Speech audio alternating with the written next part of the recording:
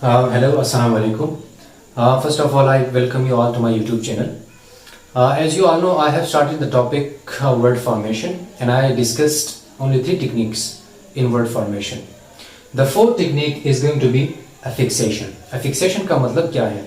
Affixation का मतलब है कि जब हम लोग एक रूट वर्ड जो होता है उसको जब हम प्रीफिक्सेस या सफिक्सेस हम उसको अटैच कर देते हैं तो उसको इस प्रोसेस को कहते हैं affixation. ठीक है, मैंने affixation में नेगेटिव प्रीफिक्सेस जो है वो पिकअप की है, मैंने उसको वो उठाए हैं. मैं जो है कुछ नेगेटिव प्रीफिक्सेस पे आज डिस्कशन करूंगा और उसके बाद जो है कुछ और नेगेटिव प्रीफिक्सेस है उसके बारे में मैं अगली वीडियो में बातें करूंगा. ठीक है, तो मैंने जो नेगेटिव प्रीफिक्सेस उठाए हैं ये आपके सामने है और इस सब ये जो आप देख रहे हैं the prefixes that you see on white board carries the meaning not negative. ये जब हम अटैच कर देते हैं किसी रूट वर्ड को, जब हम अटैच कर देते हैं तो वो उस वर्ड को नेगेटिव बना देता है, उसके साथ नॉट मीनिंग जो है वो ऐड कर देता है.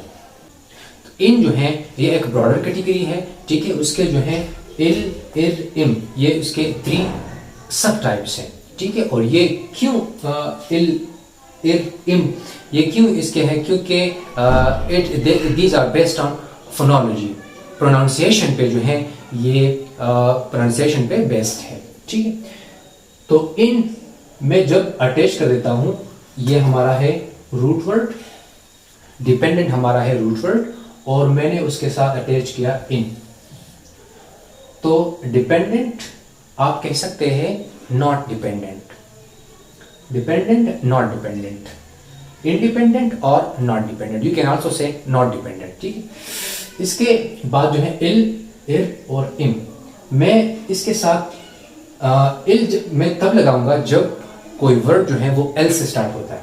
ठीक है, इर मैं तब लगाऊंगा जब कोई वर्ड आर से स्टार्ट होता है. इम मैं तब लगाऊंगा जब कोई वर्ड एम से या बी से या पी से स्टार्ट होते हैं. ये क्यों? क्योंकि अगर मैं इलीगल के साथ इन लगाऊंगा तो ये बन जाएगा इनलीगल, तो it is quite difficult to pronounce.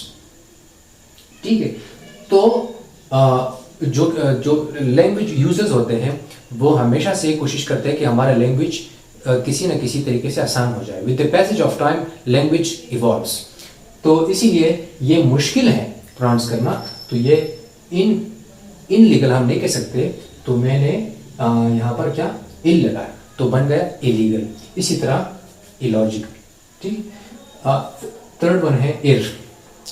आप देखें अगर मैं ये वर्ड हमारा है इरेगुलर, तो अगर मैं इसके साथ इन लगाऊंगा तो ये बन जाएगा इनरेगुलर. तो इनरेगुलर इट्स डिफिकल्ट, तो वक्त के साथ साथ ये क्या हो गया है, ये चेंज हो गया है, इसकी जो साउंड है उसमें चेंजेस हो गई है, ये बन गया है इरेगुलर. तो अब ये है, ये बेस वर्ड है हमारा, रूट वर्ड है, मैंने इसके साथ ई आई आर लगाया इरेगुलर. इसी तरह इरिस्पॉन्सिबल, ये हमारा है इम. इम जो है ये एम बी पी हम देखते हैं. इमोरल, ये भी इसी तरह का रूल्स है. इम्बैलेंस बी से स्टार्ट हुआ है, यहाँ एम से, यहाँ बी से, यहाँ पी से. Imbalance, impolite. नेक्स्ट जो हमारा नेगेटिव प्रीफिक्स है वो है मिस. मिस का जनरली इसका मतलब होता है कि मिस्टेक, रॉन्गली कोई चीज गलत हो जाए. ठीक है, तो वो मिस प्रिंट जो है वो आपकी जो प्रिंटिंग वो ठीक नहीं हो, वो गलत हो, वो दिखाई नहीं देता हो, तो वो मिस प्रिंटिंग या मिस प्रिंट हम उसको कहते हैं. मिस प्रोनाउंस, जब आप कोई वर्ड को सही तरीके से प्रोनाउंस नहीं करते तो उसको हम कहते हैं मिस प्रोनाउंस. तो मिस रॉन्गली. नेक्स्ट है a. A is negative prefix which is added at the base word और इसका मतलब हो जाता है नॉट. ठीक है, तो पॉलिटिकल रूट वर्ड हमारा और नेगेटिव प्रीफिक्स ए, तो ए पॉलिटिकल.